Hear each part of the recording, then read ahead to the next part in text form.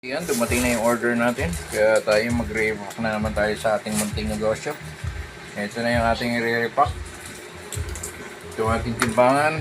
Mga ating mga i-repack dahil sa kailangan tayo magnegosyo. Ito yung plastic natin. Hindi, i-voice over naman natin. Sige na magintuwa na kayo. Para maganda to. 30 grams.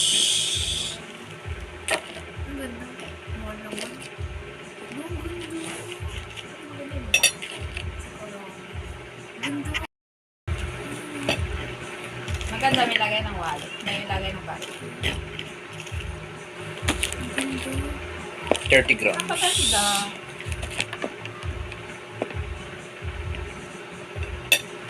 Ang ganda niya.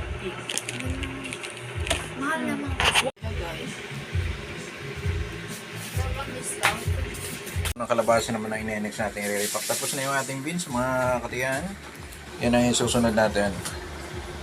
It's Lucky Day, Swas, and in Tagalog, buto ng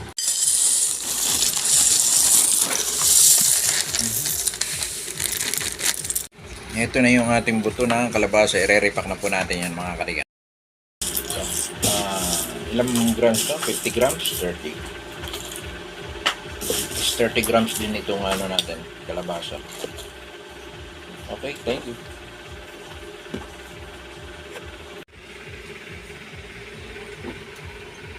Mag-repack ng buto ng kalabasa. Ine-next naman natin ito later. Para meron na naman tayong pambigay sa mga tao, mga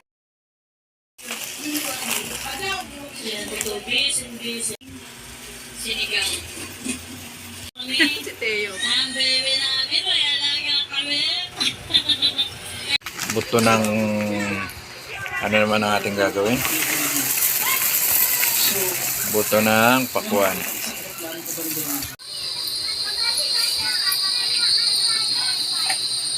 Ito, actually pa rin yung pagtatakal natin yung ano, 30 grams po yan yung buto ng pakwan.